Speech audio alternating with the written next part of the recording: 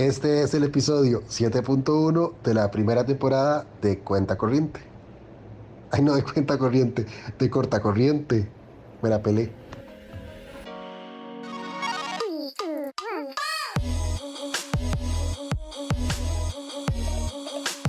Corta Corriente.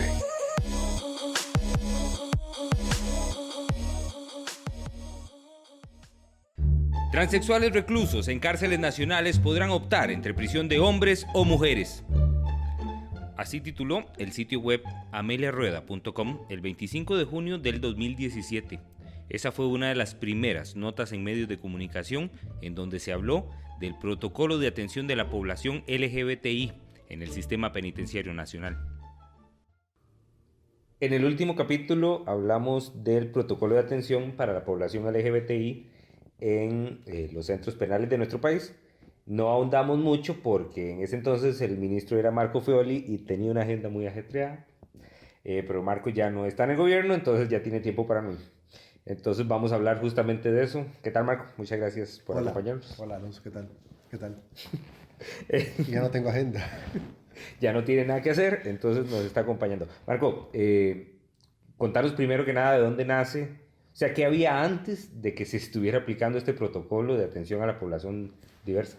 Bueno, es que cuando nosotros llegamos al ministerio caímos en cuenta de un tema que creíamos que era muy importante y es la atención, digamos, intersectorial que tiene que hacerse en el sistema penitenciario. Es decir, en el sistema no solamente hay personas privadas de libertad, hay además personas que tienen características y condiciones particulares. Entonces tenemos, por ejemplo, grupos de indígenas, tenemos adultos mayores, tenemos mujeres y también tenemos población LGTBI. Había, yo creo, una mayor sensibilidad para ciertas poblaciones. Entonces, era mucho más fácil entender que había que dar una atención particular a las mujeres, porque Sí, claro. la delincuencia femenina tiene características distintas que no tiene la, Sí, la digamos, masculina. la masculina, y además la mujer privada de libertad tiene unas condiciones de vida que son distintas a las de los Sí, sí, hombres. claro. Entonces, igual nos preguntamos, ¿y qué pasa con la población LGTBI? Además, en ese momento había un decreto del Poder Ejecutivo que Claro. ordenaba que, digamos, eliminara cualquier forma de discriminación contra personas LGTBI. Recuerdo una vez, me llamó muchísimo la atención, que estaba en un centro penal, había una persona trans y algo le pregunté al director de un centro que cómo se llamaba o tal, y me dijo algo así como, bueno, dice que se llama Cristina, pero bueno, es un hombre.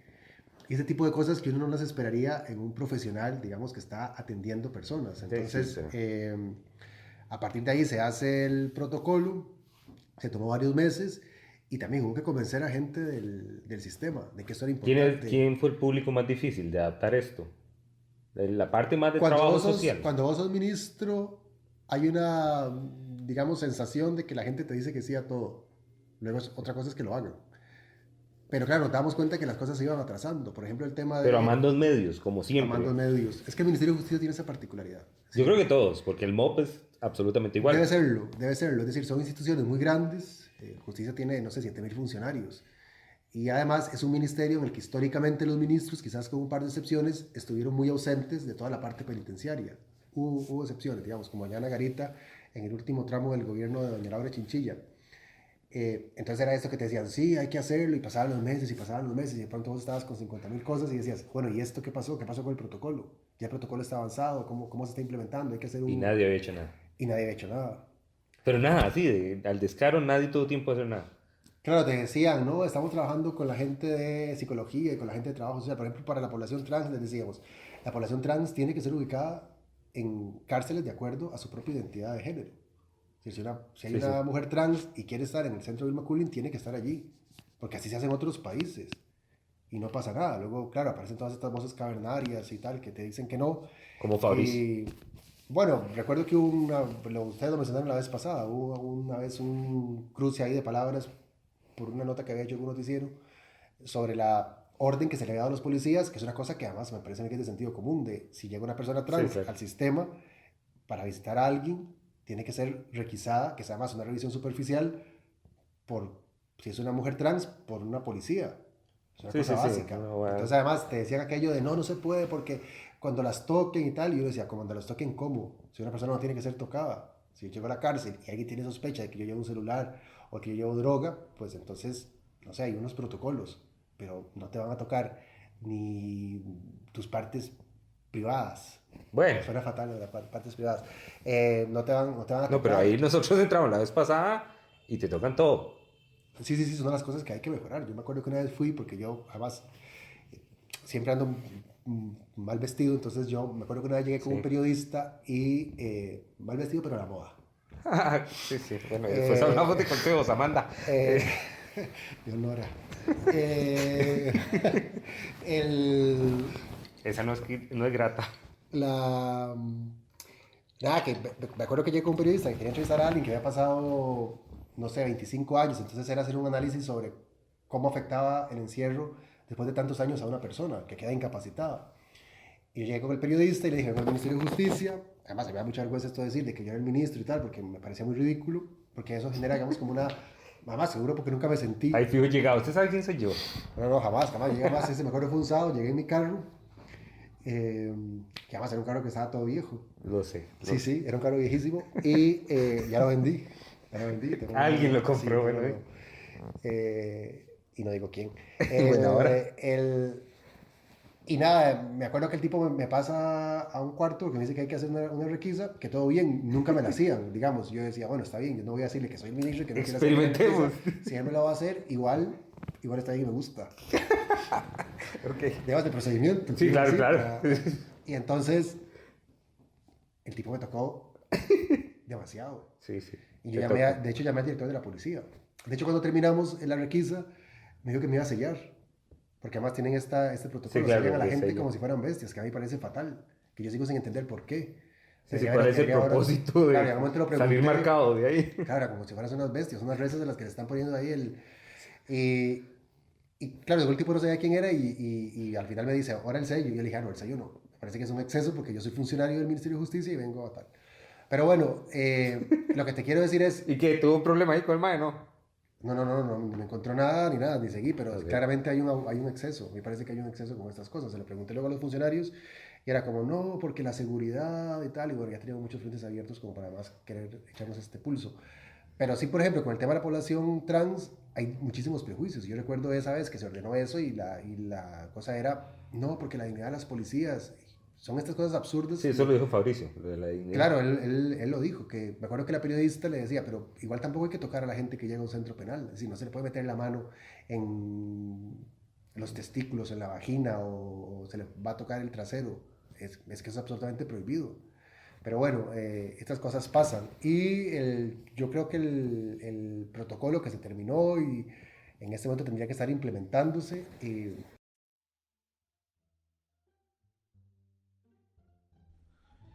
El 17 de marzo de 2018, el diario de más venta en Costa Rica publicó en su editorial: Marco Fioli, ministro de Justicia, insiste en que Diario Extra miente cuando le informa a los ciudadanos que dicha cartera ha dado beneficios a más de 1.400 narcotraficantes, casi 130 abusadores de menores e igual número de condenados por homicidio calificado. Pero las cifras no quedan ahí. Hay cientos de condenados por robo agravado, femicidio, homicidio simple, asaltantes, etc. Insiste este funcionario público en seguir tapando el sol con un dedo.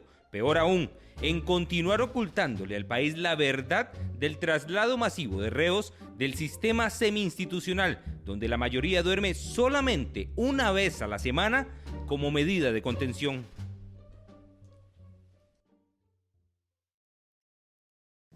Cada vez que salió una noticia de esas, además de el sonido de la golondrina, era indignación.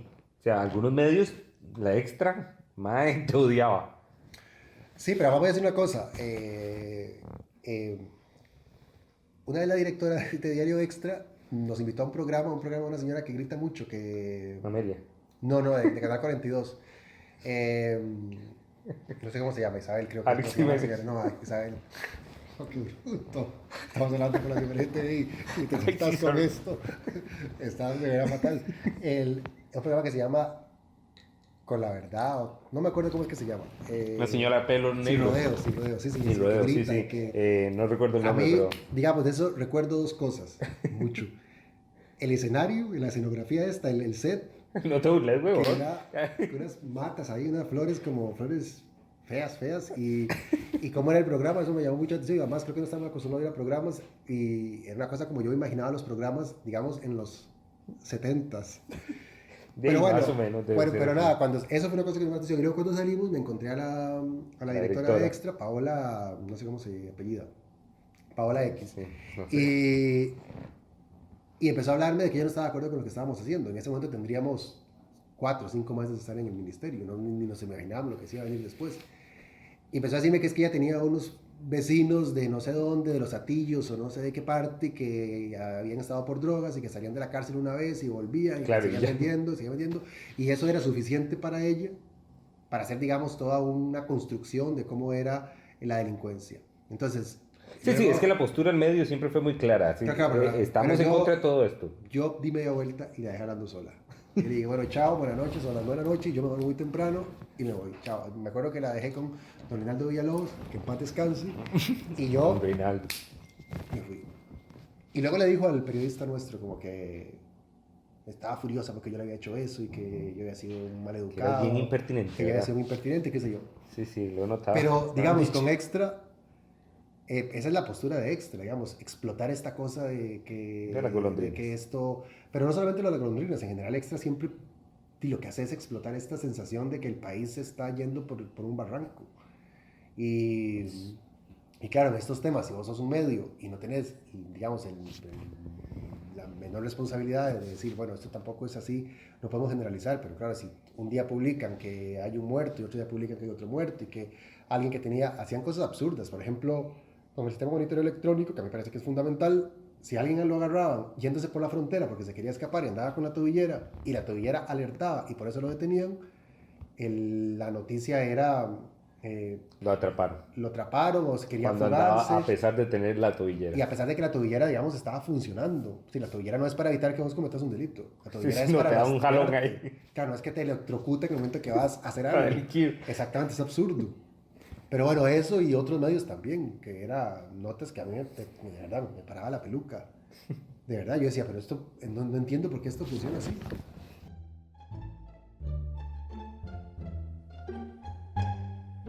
Ministro denuncia que diputado le pidió sacar de la cárcel a pastor condenado por violar a un menor. Uno de los últimos titulares que encabezó Avelino Esquivel como diputado de la República. Así fue como Marco nos ayudó a darle el adiós de la función pública. La cantidad de gente que está tocada por la cárcel, digamos, en este país que uno ni se imagina. Es decir, a mí me han buscado periodistas, me han buscado, digamos, profesionales, gente de clase media alta, que te dice, mira, es que tengo un hermano que está preso porque se metió en un Como Avelino lugar". Esquivel te buscó para la ayuda de... Claro, pero Avelino me buscó para hacer un acto ilegal, básicamente para cometer un delito. Avelino me buscó para que... Qué linda relación tenía usted con Avelino, ¿verdad? Que Durante además, toda la tengo administración. que ahora que ya se acabó esto, tengo que decir una cosa que me impresionó de Avelino la primera vez que Adelante. yo lo busqué a él hace como 2 años para un proyecto de ley que finalmente se aprobó y empezamos a hablar de cárceles y tal, y el hombre me dice que él está a favor de la pena de muerte. Que él cree que hay unos casos en los que definitivamente no hay redención. Entonces, como no hay posibilidad de resocializar ni de tal, él está a favor de la pena de muerte. Y a mí lo que me impresionaba es que esto lo dijera alguien que es un evangélico que anda hablando de la defensa de la vida, que no el aborto, estas cosas. Hay gente que defiende la vida solamente cuando se trata de imponérsela a una mujer. Ya luego, lo que pase con el que nazca, le da igual, sobre todo si es alguien que cometió un delito, o si alguien que es gay, o si alguien, digamos, que se aparta de su idea. No, no me le digas, yo te creo, te compro. Entonces, no, lo de Avelino fue otra cosa. No, no fue otra cosa. Además, yo ni siquiera estuve en la reunión con él, fue que él se reunió con un asesor. Con un asesor de y ustedes. quería que le sacáramos al amigote. al amigo pastor. Y además es que cuando... Pero lo pidió así, textualmente. O sea, necesito que me ayude a sacar a fulanito. Claro, pero es que además el asesor, que es de mi absoluta confianza, le empieza a explicar qué es lo que él tiene que hacer. Le dice, mire, usted lo que tiene que hacer es ir al centro penal, hablar con el director del centro para que él le explique, porque estos permisos, estas salidas, no las da el ministro, sino que las da un consejo técnico, qué sé yo. Y el tipo le dice, no, mire, usted se está equivocando. Yo no vengo a pedirle consejo. Vengo a pedirle al ministro que me ayude a sacar a esta persona. Wow. Así, sin cortarse un pelo. Sí. Sin cortarse un pelo. Y además, a mí esto me chocó mucho porque yo creo que después de haber pasado casi 4 años oyendo todo este montón de cosas que decían, y que además esta gente se prestaba, muchos de estos diputados utilizaban sus su posición para atacar al gobierno, achacándonos a nosotros, digamos, algún problema de inseguridad, que no era cierto, pero bueno, lo hacían. Y que luego tuvieran el tupe de ir a la oficina A a pedir, decir, sacame al mío. a pedir, Si no después de que saques a te nadie, criticó durante no años, saques a nadie, ustedes son los responsables de que el país esté inseguro. pero déjenme salir a Pero a mi este. amigo el pastor, sentenciado por abuso sexual contra una persona incapaz, o sea, porque una persona además que tiene un retardo mental, aquí sí puedes. Además, no solamente es que no quieres ayudarme, es que tenés que hacerlo. Te exijo hacerlo. Te exigo sí. hacerlo, si no me cabreo. Ese tema se tocó en Consejo de Gobierno. No, porque además eso fue, de hecho nadie me dijo mucho. Después, me hubiera gustado que me dijeran más cosas, porque yo me estaba jugando un poquito también lo mío, porque era denunciar a alguien, nunca es una cosa... Es que fue en plena campaña, fue un fin de semana Fue antes. el fin de semana antes de la Semana Santa. De la segunda ronda. Sí. Entonces había mucho encima. Había Entonces mucho encima. fue el escándalo de un día. Sí. Y no un se fin le de pudo dar semana. seguimiento porque la gente, No madre, la sé qué va a gente parar iba eso, yo cumplí mi deber. con Opol, que nos daba una encuesta ganadora todos los días. Era difícil Como llevarle el pulso 10.000 a personas. Sí, con los 73 empleados que tenían ahí. Esa Pero, gente hacían como 1.000 encuestas por persona. no, capacidad no. de producción, impresionante. Sí, muy impresionante. Entonces, claro, ese fin de semana fue eso y ese hombre, al final no sé qué habrá pasado con eso, se presentó a la causa. Lo que pasa es que luego Sí, también se le ha vino- presentado. No me alegra.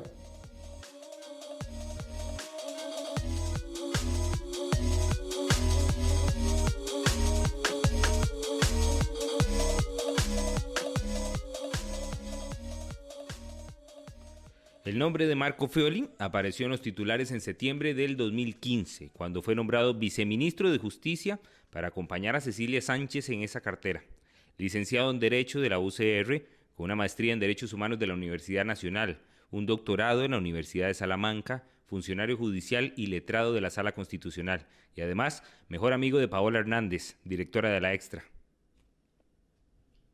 Una vez lo hablábamos, doña Cecilia y yo, decíamos, claro, cuando vamos a un consejo de gobierno, cuando hay que presentar cosas, y aparece, qué sé yo, doña Marta Mora diciendo que va a inaugurar una escuela en la Carpio, y aparece Mauricio Ventura diciendo que va a inaugurar el centro de convenciones esto y tal, y uno dice, y claro, es que eso vende, que él dirá decir que no va a hacer una escuela nueva, pero ¿qué vamos a decir nosotros? Sí. Que hicimos un protocolo para los privados de libertad, para la población LGTBI que está en las cárceles, que tenemos un sistema de monitoreo, que los estamos llevando a que la población, esas cosas no venden.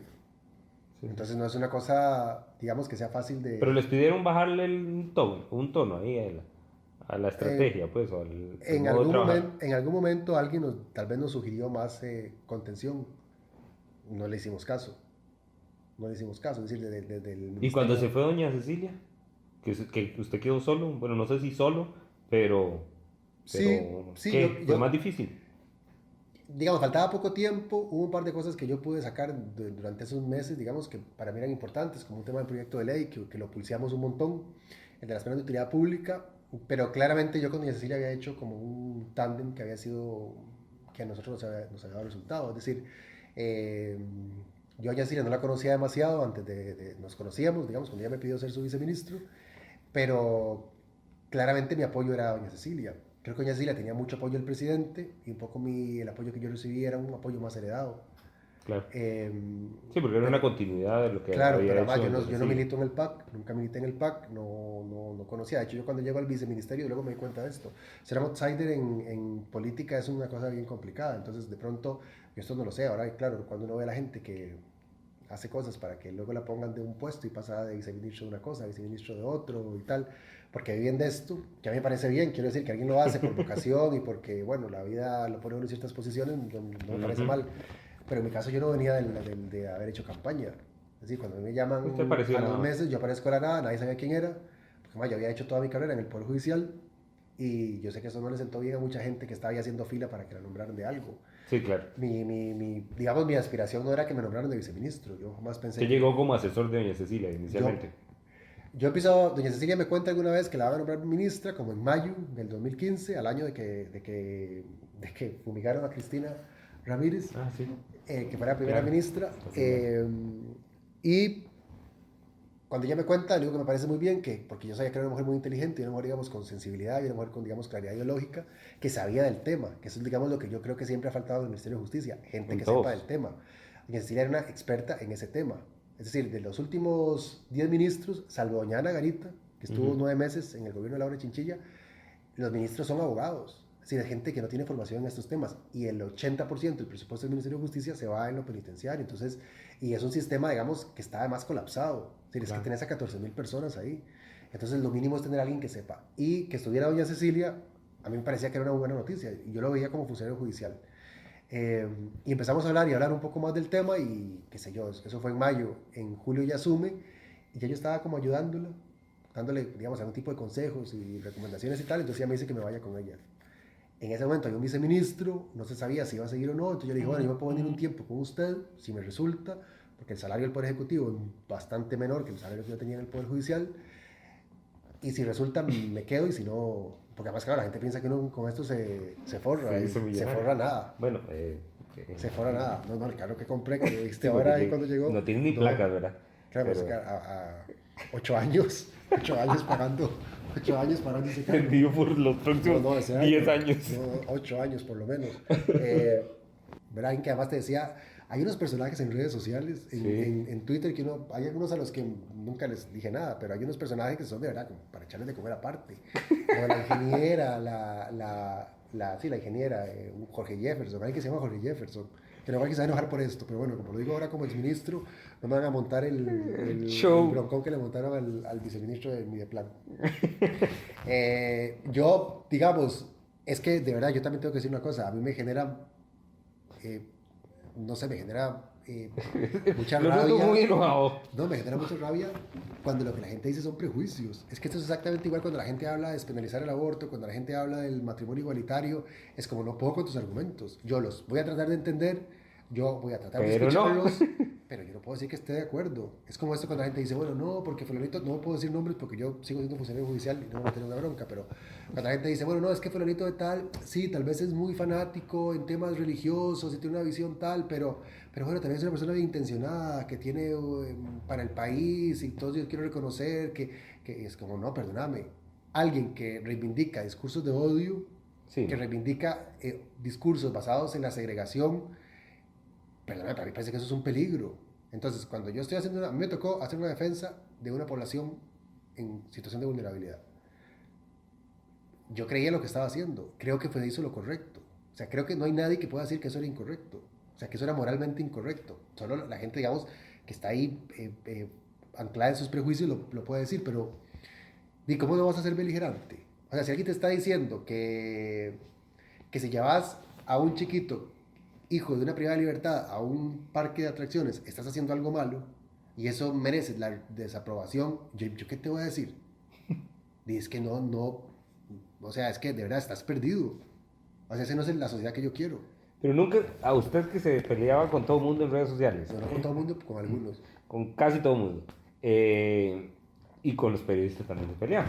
Sí, con todo el mundo y con los políticos. En el Poder Ejecutivo nunca le dijeron como, mae, ya. Nunca se metieron en eso. En mi estilo nunca se metieron, lo cual yo agradezco mucho. Sí, claro. Lo cual yo agradezco mucho. Ella me dijo, mira, calmate o tal. Yo trataba de... Me parece que una vez se enojó Mata por un tweet que yo puse. Y que y reclamó a alguien. Porque yo puse, que además, Mata, que pasó diciendo que nosotros soltábamos gente, que además contribuía con esa desinformación. Que yo le reconozco a don Gustavo, digamos, una habilidad de trasladar cosas que tienen que ver con su gestión a la mía o a la doña Cecilia. Es como, mira, el problema del aumento de la inseguridad o de los homicidios por cada 100.000 habitantes es un problema del Ministerio de Seguridad y de tu gestión, no es un tema del... Sí, y del durante los últimos 2 años un dato para decir fue culpa que lo de que nosotros justicia. hacíamos estaba influyendo en la inseguridad. Claro, porque la gente se quedó con esto. La gente pensaba que todos los homicidios era de gente que nosotros habíamos ordenado liberar. Y eso era mentira. Es que entonces, claro, yo esto es como la gata Flora. Si se la meten grita y se la sacan llora. Porque no hay manera de que quede bien. Es decir, si vos impulsás una política progresista, onda... Perdón. Flora. Nunca lo he escuchado. Bueno, ya está, no voy a poder repetir. Si vos impulsas una política como la nuestra, que era una política progresista, de reconocimiento de derechos, de visibilización de la población, de decir, bueno, a la gente hay que tratarla con dignidad, de decir expresamente, la cárcel no funciona como institución, porque además esto es absurdo, la gente te dice, no, la cárcel es la escuela del crimen, pero por otro lado te dicen, no me saques a nadie de los que están en la cárcel. Es como, sabes que es la escuela del crimen, pero que no saquen a nadie de la cárcel. Y es como, esa gente que está en esa escuela del crimen va a salir. Entonces, ¿cómo queremos que salgan? Queremos que salgan peor para que nosotros seamos víctimas de la sus delincuencia consecuencias. y de la violencia. Es absurdo. Entonces, lo que te digo es, si vos impulsas una política como la nuestra, te echas encima a un grupo de gente que te va a decir, no, represión, represión, represión, represión. Hasta fue aunque eso no carta de sirva. campaña. Sí, sí, claro. Ir en contra de A ustedes. mí esto, digamos, de la campaña, cuando nos mencionaban o me mencionaban, a mí me daba vergüenza. Era como que es este ridículo. Pero bueno, y lo que te quiero decir es que si vos impulsas la otra política de represión, de sí, tipo Álvaro Ramos, de todo el mundo en la cárcel hasta que cumplan la pena y tal, es como te vas a meter a esa gente. O sea, esas cárceles se te van a llenar, se te van a hacer amotinamientos, el país va a estar expuesto a un montón de sanciones internacionales, y entonces tampoco vas a quedar bien. Es decir, aquí ni por una ni por otra. Si no quedas bien, si fomentas una política de más desinstitucionalización, es decir, la cárcel solamente tiene que usarse para ciertos casos, no todo el mundo merece ir a prisión, hay que favorecer los procesos de egresos para personas que ya han estado un tiempo y que no requieren más cárcel y que están en la cárcel. Sí, pero es que vos y si generas lo otro, también te va a entendés que esa política en específico alimenta ese sentimiento de inseguridad de mucha gente, porque es, puta, ahora hay 13 violadores que antes estaban en la cárcel. Claro, y que si no Entonces, salen ahora van a salir después, pero que van a salir en algún momento. Sí, sí, pero me están causando un problema en el momento, no en 10 años, sino hoy me está causando problemas. Entonces, y por eso nunca fue popular la sanción y porque no se quedó con Carlos Alvarado. ¿Por qué no me queda dónde? ¿Viene el ministerio? Sí, porque nombró otra persona. Sí, O sea, yo te quiero decir una cosa, porque ese fue un tema que se tocó en campaña. Yo nunca me planteé continuar. A mí me llamó doña Cecilia, cerré el final yo solo, pero yo soy funcionario del Poder Judicial. Yo sabía que tenía que volver. Pero usted no regresó a su antiguo puesto. Ahora no, ahora estoy en otra cosa. Estoy más vinculado a cuestiones de investigación y ya está. No, lo que te quiero decir es, yo no me lo planteaba como una expectativa, porque yo nunca he dependido de eso. Pero si se lo hubiese pedido, se queda. Me lo hubiera pensado probablemente. Sí, sí, porque yo creo que había cosas que se podían, digamos... ¿En algún momento tuve esa sensación de, ya, me largo? Al final sí, no, renunciar nunca. Pero al final sí estaba un poco cansado. Después de que Además, le la fue doña exposición Cecilia. sí, al final, digamos, las últimas semanas, pero era como no va a ser tan, ¿verdad? En irme faltando 4 semanas. Pero sí, sí, al final hubo mucho cansancio. O sea, era como mucho agotamiento. Creo que me tocó como personalmente, emocionalmente, el tema de que la cuestión esa estuviera presente tanto en la campaña. Era como, es absurdo. ¿Y cómo vuelve usted a una realidad? O sea, tampoco es que eras, pero, o sea, como con tantos enemigos que se hizo usted en redes sociales, porque hay gente que realmente tiene algo en contra suya, volver ya al día a día, ¿no te sientes más acosado? ¿O ya más liberado, ya nadie se está metiendo con usted? Vamos a ver, yo tengo que decir que hay gente que sí es verdad que no, digamos, que mostraba en Facebook, en redes sociales, quiero decir en Twitter, tal, como cierta versión de lo que estábamos haciendo. Ajá. Pero también hubo mucha gente que nos apoyaba. Sí, claro. Yo me encontré un montón de gente que decía, entendemos lo que están haciendo, eso es lo correcto. Digamos, de la salida, de verdad, no quiero parecer demagógico, pero hay una cosa que extraño, que es como esa sensación de lo que hago puede impactar la vida de la gente. Sí, claro. Esa cosa a mí me generaba como una enorme satisfacción. Es como, no importa, aunque haya que echarse encima... Sí, porque sabes que estás del lado correcto y estás buscando hacer lo correcto. Y, pucha, cuando la gente te agradecía cosas y decía, ahora estoy mejor porque estoy en este nuevo centro penal, o me están dando más oportunidades, o qué sé yo. Hacía que valiera la pena, entonces. Hacía que valiera la pena. Entonces, yo eso sí lo extraño. Eso y a don Abraham. El chofer. Eso sí hacía mucha falta. Sí, ahora tenés bienvenido a las presas. Don Abraham me hace mucha falta, pero eso es una broma. Pero sí, yo creo que fue una época que disfruté mucho, yo me siento muy satisfecho. Pero si quiere un cargo público más adelante, o no es prioridad. O sea, yo siempre he sido funcionario público. Pero sí, me gustaría un tiempo irme fuera, la verdad. Me gustaría trabajar. Sí, a la gente también le gustaría. O sea, yo he vivido varias veces afuera, varias veces no, un par de veces he vivido afuera, por periodos más o menos largos, y me gustaría. Lo que pasa es que las veces que he vivido afuera lo he hecho más por cuestiones de estudio. Ahora sería más por cuestiones de trabajo. No en una embajada, no es que estoy buscando eso, te lo aclaro. Por bueno, aquí última hora. Tiene que ver más con temas, o sea, trabajar en cosas vinculadas a lo que yo he hecho, ¿verdad? Ya. Vamos cerrando. Vamos cerrando. No, muchas gracias por atendernos. Hablamos de 17.000 temas. Muchas gracias. Espero verlo de nuevo en la función pública ya de alto nivel. Así que, y gracias de parte de toda la comunidad. Bueno, pues es una cosa que yo estoy buscando, ¿verdad? Sí, O sea, yo creo, por ahora estoy muy contento. ¿Qué? Le estás pidiendo trabajo a Carlos. No vas para nada, estoy muy contento ahora porque la verdad es que quiero dedicarme más a escribir. Tengo un libro ahí que eso suena súper bien decirlo porque... Sí, claro, pero es una presión porque entonces en 6 meses te voy a decir, Marco, ¿qué pasó con el libro? No, ahí está, lo voy a sacar este año, espero. Pero bueno, estoy contento. ¿Una biografía? Sí, para que compren, ¿qué? Mi mamá. Yo creo que ni ella. Mi mamá.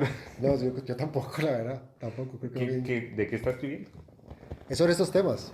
Sobre estos temas penitenciarios. Bueno, desde la perspectiva penitenciaria sí, o... Sí. Es una... Roce político. Es un ensayo, más una cuestión más como ensayo de digamos, de por qué las cárceles son el fracaso que han sido en América Latina. Bueno, esperaremos la película. También quiero hacer otras cosas, ¿verdad? Que no estar como encasillado solo en esto. O sea, no quiero hablar todo el resto de mi vida o sea, no quiero ser Alexander Loría hablando del aborto. Es como ya, mae, deja de ser tan monotemático. Entonces no quiero hablar de las cárceles. Solo de las cárceles. Durante toda tu vida. Claro, no quiero eso. No quiero ser Alexander Loría y el aborto. Y que uno lo llegue a entrevistar. Mira, don Marco. Cárcel. Y ya repite el discurso. Exactamente. No, eso es tremendo porque al final te acostumbras mucho. Sí, claro, porque entonces ya sabe que le va a preguntar todo el mundo. 4 años hablando de cárceles, entonces era como decían, mira, tengo un discurso que ya está tan aprendido que es facilísimo ir a echarme ahí un pulso con Mario Redondo. Porque ya sé que me va a preguntar en qué va a decir y sé que lo que está diciendo no tiene ningún sentido y... Entonces ya sé que necesito todos los argumentos para traérmelo abajo. Bueno, Marco, muchas gracias. Muchas gracias, don Alonso. Adiós. Chao. Lindo programa, ¿verdad? Ay, qué lindo. Yo creo que no lo va a escuchar nadie, solo nosotros, pero todo bien. 47 minutos, que hijo de... El 21 de marzo pasado, la nación rompió el silencio. El candidato presidencial del Partido de Acción Ciudadana, Carlos Alvarado, aseguró este miércoles que de llegar al gobierno no mantendrá a Marco Feoli como jerarca del Ministerio de Justicia.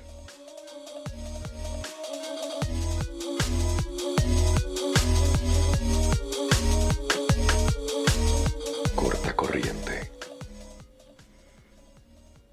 En este episodio utilizamos música de Nick V, Cali. Dirección, Alonso Solís. Edición, Jason Salas.